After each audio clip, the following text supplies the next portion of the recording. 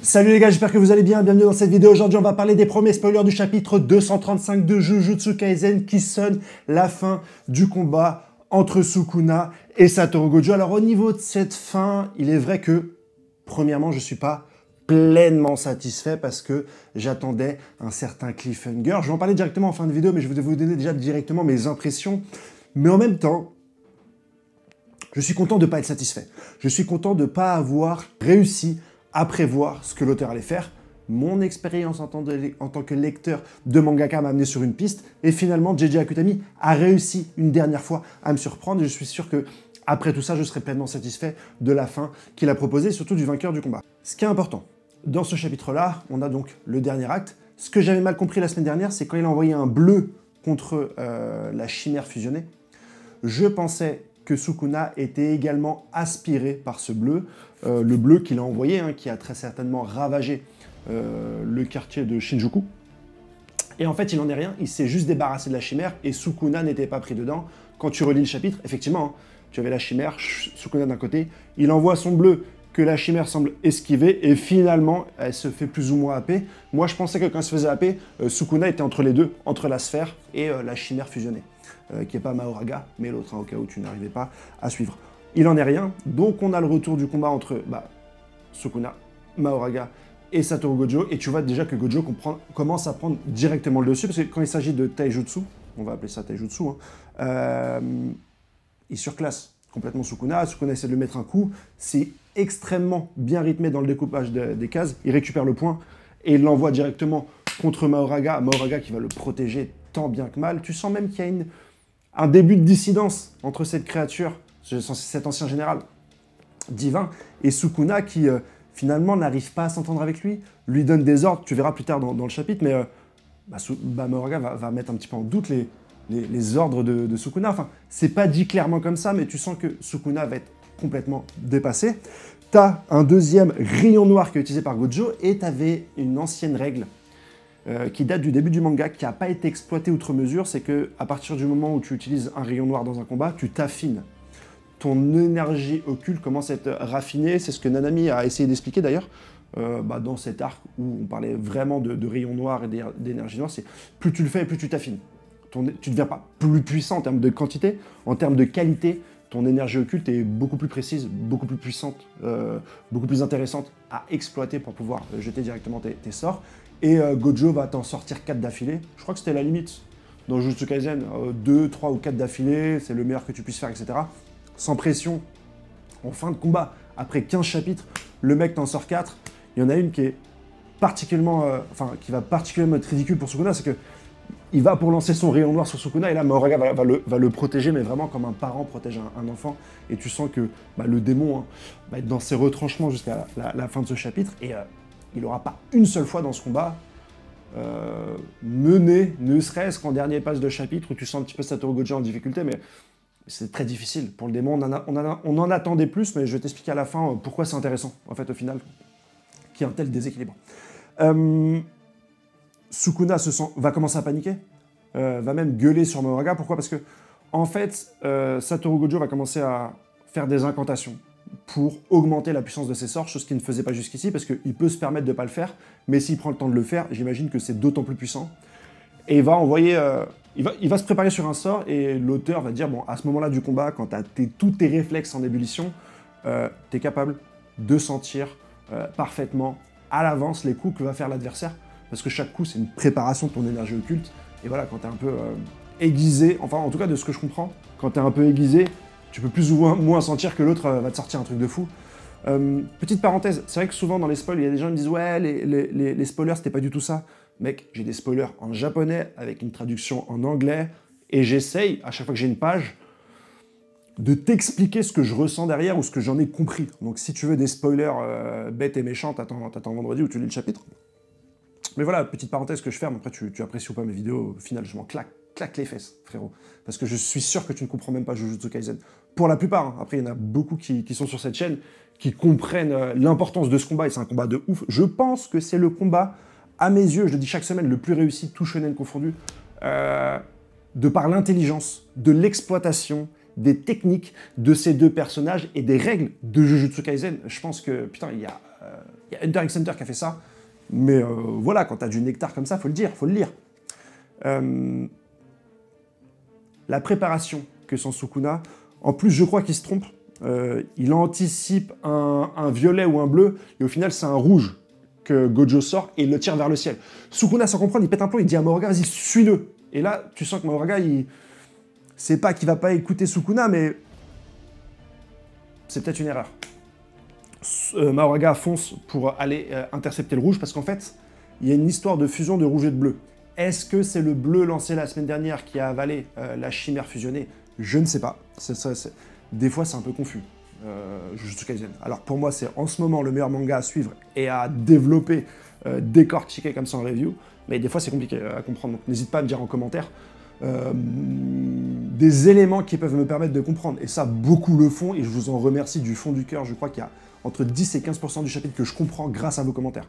Ce qui n'est pas du tout le cas des gens qui chialaient. Ah mais c'est pas ce qui s'est passé, tu interprètes les spoils. Eux, allez mourir. Déjà, votre vie, elle doit pas être terrible. Mais par contre, ceux qui prennent le temps de développer, ouais, machin truc, en fait, c'est ça, merci beaucoup à vous. Donc n'hésitez pas, hein, bien sûr, à le faire. Le bleu et le rouge vont, semble-t-il, fusionner. Sukuna comprend que si ça se passe, c'est très mauvais. Et en fait, là, il va y avoir une première technique qui est hyper quali. C'est qu'en fait, Mahoraga va vers le bleu et Sukuna va se mettre habilement dans une position qui fait qu'il va être aspiré par le bleu. Et en fait, comme Mahoraga l'est pas, il va exploiter cette force un petit peu centrifuge pour mettre une putain de patate à Mahoraga. Et en fait, ce que tu veux comprendre, ce que tu dois comprendre de ça, c'est que Satoru Gojo va utiliser le fait que Mahoraga s'est adapté au bleu pour pouvoir utiliser à bon escient sa propre attraction vers le bleu et le fait que Mahoraga se soit adapté, donc que l'attraction ne soit pas efficace sur lui. En fait, Gojo va utiliser la puissance du bleu qui est derrière Mahoraga pour s'approcher à une vitesse et lui mettre une patate, tout en sachant que Mahoraga, lui, ne sera pas attrapé par le bleu. Relis cette phase-là, enfin, quand le chapitre sortira bientôt, mais c'est hyper bien fait de la part de DJ Akutami de se dire qu'un des personnages va retourner le fait qu'un adversaire s'adapte parfaitement à son pouvoir, qui est l'infini. Voilà. Masterclass. Sukuna, de son côté, va essayer de retirer ces pauvres rayons, parce que franchement, il est sous-exploité, Sukuna, pour détruire le rouge, ou en tout cas la fusion du rouge et du bleu, parce que c'est dans l'intersection du violet que se cache le Holo Purple. La technique ultime, moi je pensais que c'était l'attaque de la semaine dernière, et en fait ça ne l'était pas, celle avec laquelle il s'est débarrassé de la chimère fusionnée, mais en fait non, c'est ce qu'il est en train de préparer cette semaine. Donc si les deux fusionnent, c'est la fin, et là tu as encore un truc hyper intéressant, c'est que Yuta va se retourner vers Yasurabe et va lui dire, écoute, merci de m'avoir arrêté parce que je comprends que j'aurais gêné Satoru Gojo. En gros, ce que Satoru Gojo est en train de préparer est tellement puissant que si jamais il y a n'importe quel ami ou proche du génie et du possesseur du sixième sens, il n'aurait pas pu développer cette technique. Et ça remet le débat de la semaine dernière sur Yuta qui veut aider Satoru Gojo en disant « Bah attends, là, faut que je l'aide parce qu'il y a du 3 contre 1, etc. C'est compliqué. » Et il y a Satoru qui dit « Non, absolument pas, parce que selon la circonférence, voilà, Gojo fait lui confiance. En plus, voilà, nous, il faut qu'on gagne. Sukuna, s'il gagne, dans l'état où il va être, il faut aussi qu'il vienne nous péta et nous, il faut qu'on soit à 100% de capacité. Donc, n'y va pas. » Et des fois, en tant que lecteur, tu pourrais te dire « Ouais, ok en théorie, mais en pratique, si vous fonciez tous sur Sukuna maintenant, bah, vous l'aurez eu. » Alors que ça aurait gêné Satoru Gojo pour l'exploitation de cette attaque finale. Et là, tu dis en termes d'écriture, un des combats les mieux réussis, tout shonen confondu, les amis. Sukuna sait que ça va péter. Il se passe très certainement d'autres choses, hein, mais je te dis un peu comme j'ai lu. Hein. Explosion, miracle. Explosion déjà de lumière, parce qu'on te dit que en soi, c'est une explosion, un mélange d'infini positif et négatif, et bam, on est en mode Oppenheimer, ça pète.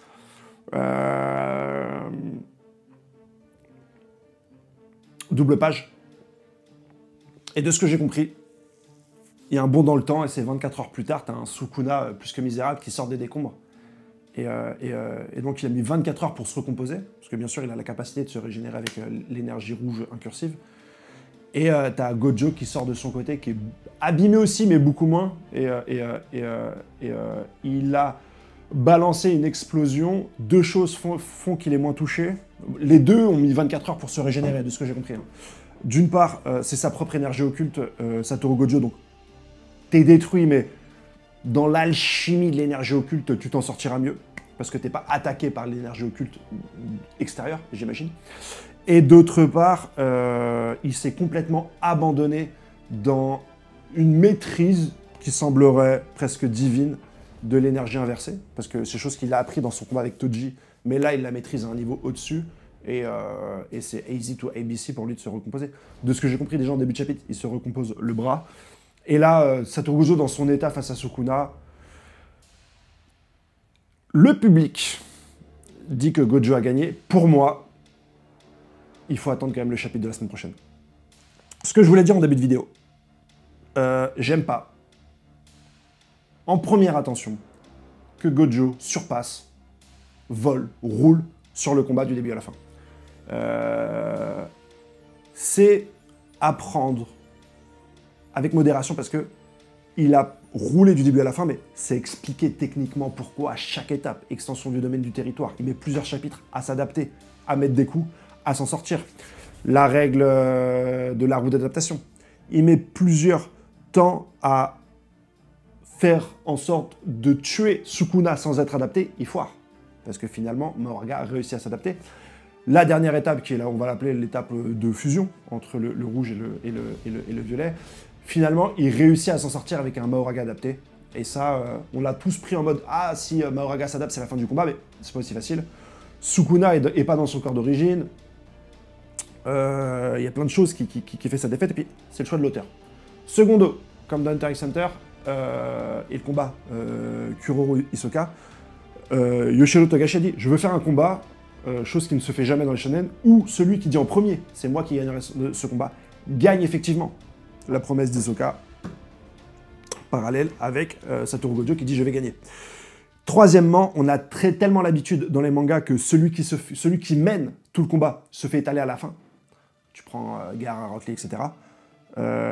Ou tous les héros hein, qui se font massacrer tout le combat et qui win à la fin. Qu'avoir un auteur qui casse un petit peu ce rythme-là, je ne peux qu'apprécier. Même si j'aurais aimé que Satoru Gojo perde, parce que je pense que ça aurait été intéressant pour l'histoire et pour ce personnage-là, j'apprécie. Et c'est là où les lecteurs de scan vont particulièrement apprécier ce combat, parce que tu as cet espace entre chaque chapitre, alors que quand tu vas lire le tome, tu vas tout lire et tu vas dire ah, bah, Satoru a gagné le combat, tu n'as pas le temps de réfléchir sur chaque étape du combat, etc. Donc c'est hyper intéressant de le lire chapitre par chapitre. Donc, je suis pas content, mais je suis content d'être pas content. Grosso modo. La semaine prochaine, est-ce que Sukuna a un dernier Joker en poche? Beaucoup de gens vont crier victoire, parce qu'il y a énormément de suceurs. Hein. Ouais, Gojo, j'avais dit, Gojo. Oui, mais est-ce que Sukuna n'a pas une dernière manche?